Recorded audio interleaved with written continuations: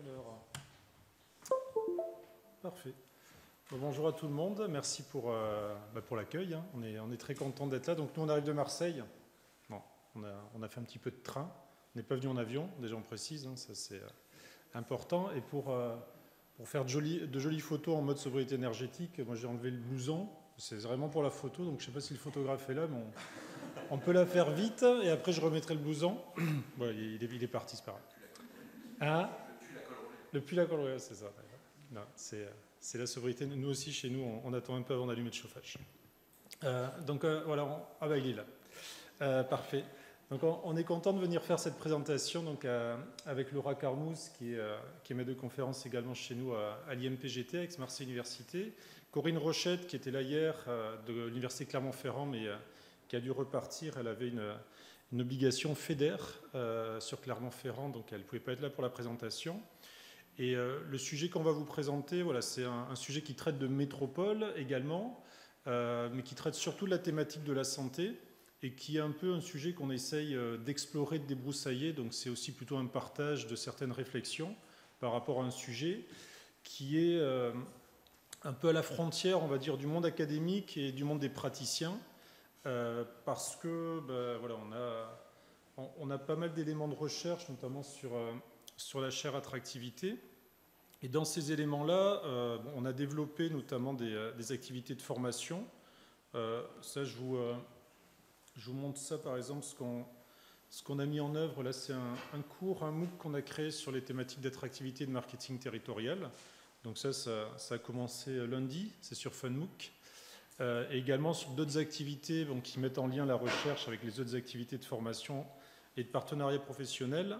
On a un événement chaque année qu'on organise qui est le Place Marketing Forum où on réunit différents territoires internationaux qui viennent partager leurs pratiques en matière de marketing territorial et d'attractivité. Donc c'est là qu'a émergé aussi cette réflexion autour de la santé, c'est pour ça que je vous en parle. Et donc cette chaire attractivité dont je vous parle, elle a 11 ans et elle est financée par 37 territoires sur toute la France. Et donc on y fait de la recherche, bien entendu, on y fait de la veille sur les meilleures pratiques d'attractivité dans le monde et on y fait également de la formation, master, recherche et des rencontres, enfin des rencontres professionnelles, bien entendu, sur ces événements-là. Donc dans ce cadre, on a développé un think tank sur la thématique de la santé. Et peut-être pour expliquer comment on a convergé sur cette thématique de la santé, c'est que on a créé ce think tank avec deux structures partenaires de la chaire, Isère Attractivité, département de l'Isère, et le comité régional du tourisme d'Auvergne-Rhône-Alpes, avec Lionel Flasser, ancien directeur de cet organisme. Et au départ, on était parti sur santé, durabilité et bien-être. Et dans la réflexion, c'est vrai qu'on se disait finalement, cette durabilité, enfin voilà, c'est tellement vaste. Enfin, tout le monde en parle, c'est un peu tout et n'importe quoi. Et je ne reviens pas sur le concept de développement durable et le rapport Brundtland. Voilà, je vous fais grâce de cela. La thématique bien-être, même chose, hein, quelque chose voilà, qui est assez difficile à cerner conceptuellement, mais voilà, qui est souvent rattaché à la thématique de la santé. Et donc, on a pris l'axe de la santé, mais d'une manière un peu différente. C'est-à-dire que sur les sujets d'attractivité, on parlait beaucoup de santé autour de l'offre de soins, c'est-à-dire on parlait beaucoup de la ruralité, hein, c'est une grande problématique dans la ruralité, l'offre de soins, l'accès aux soins. Et là, on a pris un parti différent, c'était de dire, est-ce que la santé, c'est la diapositive suivante, hop, est-ce que la santé, finalement, pourrait être un futur levier de l'attractivité des territoires. On a souvent vu différents leviers d'attractivité qui pouvaient être... là, je parle de la capacité d'action des territoires. On a beaucoup parlé de la question de la culture. Parce que la culture, c'est un levier d'attractivité. Donc, on organise des événements, on fait des musées. L'effet Guggenheim, que vous connaissez peut-être, hein, sur Bilbao, a été reproduit avec pas tout à fait le même succès, mais il a été reproduit, hein, que ce soit sur Pompidou-Metz, que ce soit sur Autour du Louvre-Lens notamment. Et donc c'est vrai qu'on avait un peu cette thématique culture qui était très présente. Et la thématique santé, ça a été un petit peu l'orientation de ce think tank. Est-ce que finalement la santé, mais entendu pas au sens curatif, hein, au sens qualité de vie, est-ce que ce ne serait pas le futur levier d'attractivité? La période Covid a bien entendu aidé, hein, dans cette réflexion. Et donc... on a voulu re-questionner un petit peu ces stratégies d'attractivité sous ce prisme de la santé. Et donc on a fait une petite étude pré-exploratoire en profitant de l'événement annuel qu'on organise, qui est le Place Marketing Forum, où on a accès à un panel de professionnels qui sont présents sur place. Et ensuite, on a développé une activité de veille qu'on vous présentera justement sur des cas de territoires qui ont pris un petit peu ce parti de la santé comme levier d'attractivité de leur territoire. Donc ça, c'est sur le cadrage. Alors, sur la partie plus conceptuelle, on est sur cette thématique de santé, de bien-être et le potentiel d'attractivité des territoires. Alors, le bien-être, c'est plus large que le concept de santé, mais c'est vrai que dans l'idée de qualité de vie, on retrouve un petit peu cette thématique bien-être. On a également la volonté de certains territoires d'adapter le mode de vie. Donc, il y avait les labels, par exemple, des City Slow qui se sont développés, même s'ils se développent lentement, sans vouloir faire de mauvais jeux de mots. Mais voilà, ça se développe autour de cette question de la qualité de vie et d'une certaine éloge de la lenteur dans certains modes de vie. Et puis la volonté d'avoir des approches très intersectorielles et d'essayer de comprendre, ça c'est Corinne Rochette qui travaille là-dessus, finalement, quels sont les territoires les plus porteurs d'une promesse en termes de santé et de bien-être. Et est-ce que dans quelques années, les gens n'auront pas envie d'aller ou de rester dans des territoires qui sont porteurs de cette qualité de vie, de cette promesse de santé? On précise que lorsqu'on parle d'attractivité, on parle à la fois de la capacité qu'a un territoire à attirer des ressources, mais aussi à les ancrer sur le territoire. C'est-à-dire non seulement de faire venir, par exemple, des habitants. C'est une grande problématique des territoires ruraux. Le Cantal, c'est objectif 150 000 habitants, par exemple, mais il y a aussi la capacité à ancrer ces ressources, c'est-à-dire à faire rester des habitants, à faire rester des investisseurs, et donc cette capacité aussi à conserver. Donc ce qui est ressorti, je disais que c'est vraiment du pré-exploratoire. La première année, en 2021, lorsqu'on a posé cette question, le forum se déroule à Marseille. On a demandé aux personnes qui étaient présentes là, sur l'atelier, est-ce que finalement, elles pensaient que la santé serait un futur levier d'attractivité? On a été très surpris. On n'a pas mis le pourcentage, parce que c'était plutôt 34 personnes sur 37, mais on était très surpris qu'il y ait finalement un tel enthousiasme sur cette question de la santé, parce que ce n'était pas un sujet central sur les thématiques d'attractivité et de marketing territorial. Et donc, plutôt surpris, mais agréablement. Et on a demandé quels étaient les acteurs qu'ils verraient un petit peu sur ces sujets de santé pour se mobiliser. Et donc là, on a retrouvé notamment la question des professionnels de soins, les médecins, également les chercheurs, les structures, type CHU notamment, le monde du thermalisme, qui seraient pour eux des acteurs qu'on pourrait intégrer dans ces démarches-là. Et donc on a refait un deuxième tour. En 2022, on était à Grenoble cette fois. Et donc on a interrogé de la même manière le panel de participants en leur demandant si eux, sur leur territoire, ils avaient mis en place un argumentaire santé sur l'attractivité. Et on voit rapidement que, ici on est sur 77 répondants, mais on en a plus de la moitié qui soit ont déjà mis en place. Donc là c'est les 26 votants, donc c'est à peu près un quart, un tiers on va dire des répondants qui ont déjà mis en place quelque chose, et 19, donc 25% qui sont en cours de réflexion. Donc on voit qu'il y a un peu plus de la moitié des territoires qui ont commencé à utiliser cet argumentaire santé. Et quand on dit argumentaire, je précise bien, c'est pas du vent. C'est-à-dire on n'est pas on ne travaille pas dans la communication, c'est-à-dire qu'il y a des démarches mises en œuvre au sein des territoires pour améliorer la qualité de vie, la santé, et qu'on utilise cet argument-là par rapport à une offre de service, par rapport à quelque chose qui a été mis en œuvre. Ce n'est pas uniquement de dire venez chez nous, il y a 300 jours de soleil par an et vous y serez bien.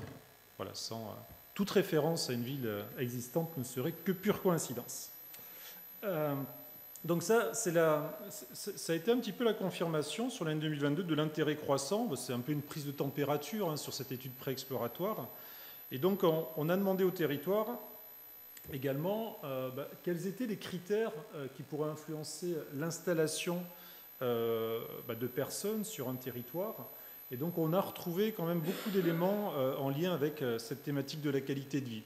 Dès que vous avez des sondages qui sont faits comme ça, on retrouve en général toujours autour de 77% la qualité de vie qui revient, qui est un peu un concept flou, cette qualité de vie, mais dans lequel on a un peu le bien-être, les espaces verts, la nature, la santé, un petit peu tout ça.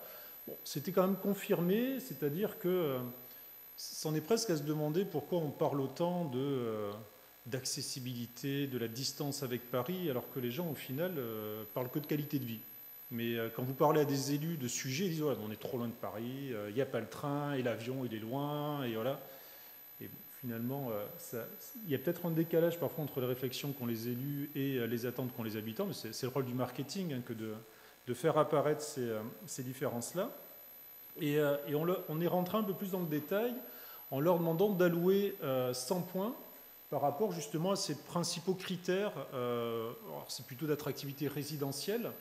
Et donc là, la thématique centrale hein, qui est ressortie, c'était vraiment le cadre de vie, la qualité, enfin la proximité avec la nature, donc vraiment cette thématique nature qui est ressortie.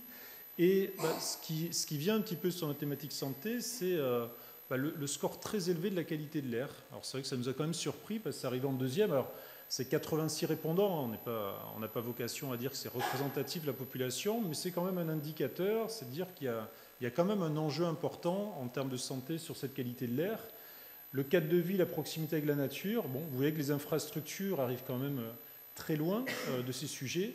Arrive après la question de l'emploi, de l'alimentation, des loisirs, l'accès aux soins. Mais voilà, il y a une vraie préoccupation sur cette thématique santé, autour du cadre de vie, autour de la qualité de l'air. Et quelque part, nous, c'est aussi ça la réflexion, c'est dire, on ne le fait pas pour être attractif. C'est-à-dire que les élus sur un territoire le font parce qu'il y a un intérêt pour la population, et parfois un intérêt un peu impératif. C'est-à-dire, on doit mettre en place des schémas, voilà, autour de la qualité de vie, autour de la qualité de l'air, etc.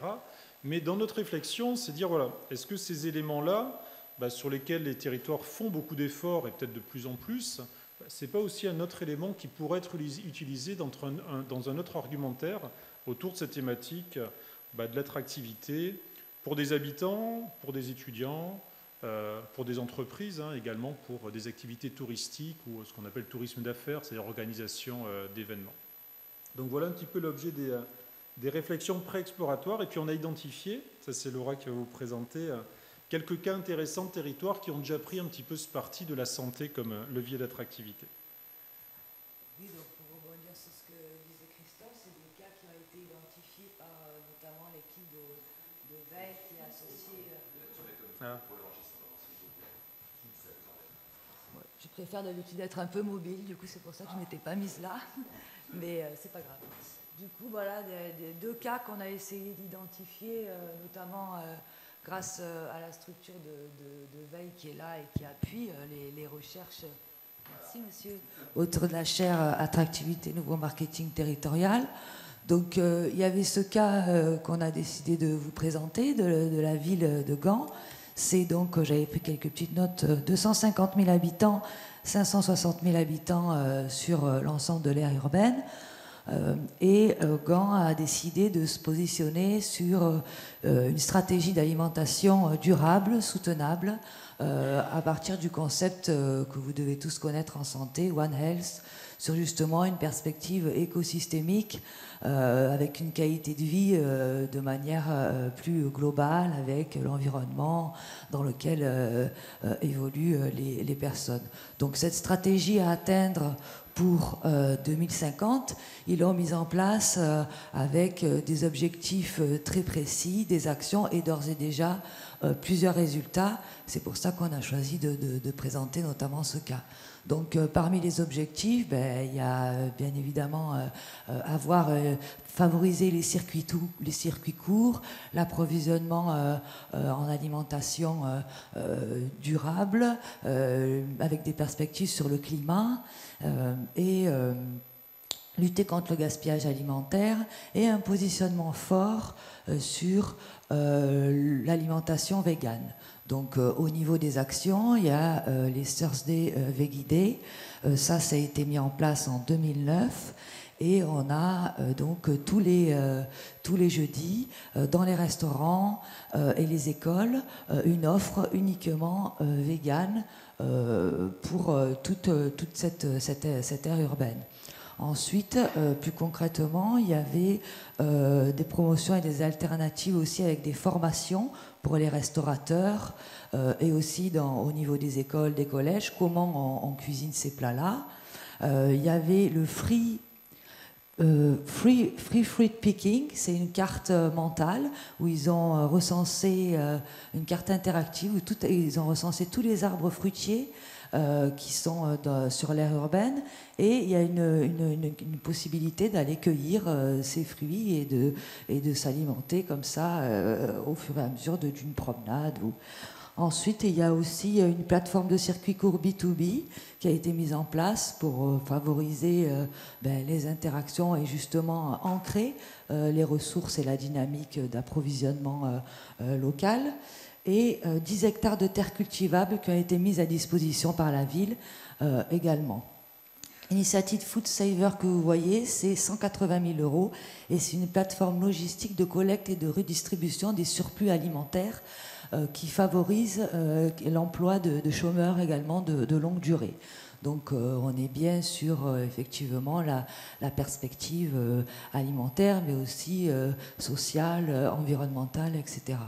Sur les résultats, donc il y a déjà une gouvernance au même titre que ce concept de One Health, où on est sur une perspective écosystémique, une gouvernance horizontale, transversale, avec une Food Policy Council, 30 partenaires locaux qui sont spécialistes de ce domaine-là, de l'alimentation, qui conseillent, qui aident la ville, avec un budget quand même de 60 000 € en 2019. Donc c'est quand même conséquent. Vous voyez un peu le modèle, on trouvait ça intéressant sur les modalités de gouvernance, de montrer que concrètement, on a vraiment cette horizontalité qui se retrouve avec des enquêtes régulières aussi d'implication des habitants sur qu'est-ce qu'ils souhaitent, qu'est-ce qu'ils veulent mettre en place, etc. Sur les résultats, on a des résultats assez frappants. Sur quelques chiffres, un tiers de véganes qui se saisissent des repas le jeudi, là, dont je vous ai parlé, sur les séances d'IV guidées. 16% de flexitariens et 20% qui mangent moins de viande, c'est 10% de moins qu'en 2010. Et 7% au total de véganes, c'est plus de 4% par rapport à la moyenne nationale. Rapidement, donc en termes de positionnement, on a un positionnement de Gand en termes de capitale végétarienne. Sur l'autre cas qu'on voulait vous montrer, c'était un cas un peu plus international, c'est Vancouver. Sur Vancouver, pour les chiffres, je ne dis pas d'ânerie, 630 000 habitants, 2,4 millions sur l'aire urbaine. Donc c'est une province de la Colombie-Britannique. Il y a donc une vision qui a été proposée, A City for All, et au départ, c'était même A City by All. Okay, donc là, on est également sur la transversalité, l'horizontalité et la qualité de vie au sens large. On a une dimension santé, sport et également d'accompagnement social. Sur la phase stratégique, on est sur une projection 2014-2025 avec un découpage par objectif sur 3 séquences, 2015-2018, 2018-2022, 2022-2025. L'évaluation, ce qu'ils ont décidé de se positionner sur une évaluation transparente, chiffrée, où ils expliquent les indicateurs, pourquoi ils ont choisi cet indicateur, comment ils l'ont récolté, qu'est-ce que ça va leur amener, et ils n'ont aucune difficulté à communiquer sur des mauvais résultats. C'est-à-dire, on n'est pas sur un bon résultat aujourd'hui, en 2022, c'est pas grave, on va s'améliorer, voyez notre objectif sur 2-3 ans, comment on souhaite atteindre ce résultat-là. Et les habitants sont vraiment impliqués sur des enquêtes à large panel régulières. Donc, pour vous donner des exemples, je vais changer de la dernière salle parce que je pense qu'on a un peu. Sur le meilleur accès aux soins, il y a une enquête qui a valorisé un échantillon représentatif pour leur demander qu'est-ce qu'ils souhaiteraient, est-ce que l'offre de soins a été améliorée. Au niveau de l'alimentation, il y a un accès à une alimentation communautaire avec des indicateurs sur notamment le nombre total de parcelles de jardins communautaires, de vergers, etc. Sur le sport, également une enquête auprès de personnes sur leurs pratiques sportives aujourd'hui, qu'est-ce qu'ils souhaitent mettre en place, comment on peut les accompagner. Également au niveau social, un réseau de soutien social pour se confier, partager des expériences, lutter contre la solitude, on va dire. Et enfin, sur le nombre d'espaces naturels, on a le Vancouver Park Board, qui mesure le nombre total de surfaces vertes, mais pas que aussi, hein, le nombre de zones humides, le nombre d'arbres, etc., etc. Donc voilà pour ce qui était de ces 3 cas qu'on souhaitait vous présenter. Et on souhaitait finir sur la proposition d'un protocole de recherche avec d'une part des entretiens semi-directifs. Ce qui est intéressant, c'est qu'on est sur une perspective pluridisciplinaire. Peut-être vous pourrez nous donner d'autres idées, d'autres perspectives, parce que là on est vraiment ancré en sens de gestion.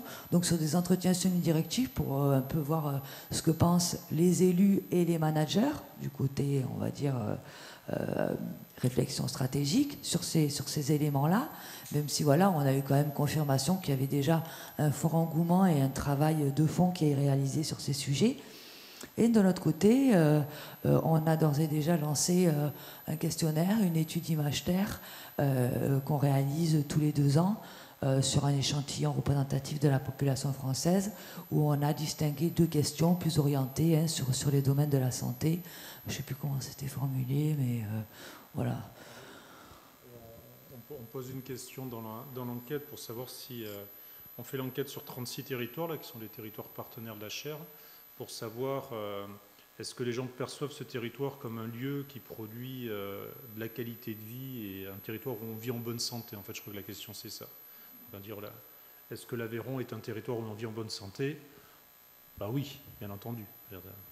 Non mais voilà, mais après on aura de la nuance parce qu'il y aura, on est sur un échantillon de 1700 personnes, on fait ça avec CSA, enfin on fait le questionnaire à UDAN ministre, mais voilà, c'est une question intéressante et tous les 2 ans on refait cette étude et donc c'est aussi l'occasion voilà, de voir ce qui ressort et on a des éléments quali dans cette étude, c'est-à-dire qu'on demande dans un premier temps aux personnes de citer les territoires dans lesquels ils souhaiteraient vivre. Résultat de l'étude 2020 qui va vous surprendre, premier territoire Bretagne, premier territoire égalité Paris. Ça c'était en décembre 2020, donc en pleine Covid, comme quoi l'exode urbain n'est pas encore là. Et bon, c'était une surprise. Et la deuxième question, c'est on leur demandait pour quelles raisons souhaiteriez-vous habiter dans ce territoire-là. Et là c'est vrai qu'on avait beaucoup de quali et de verbatim, et notamment beaucoup d'éléments en lien avec ces questions de santé, ces questions de bien-être et de qualité de vie. Donc voilà, ça fait de la matière et c'est pour ça qu'on a aussi une bonne base pour les futures recherches. Merci pour votre attention.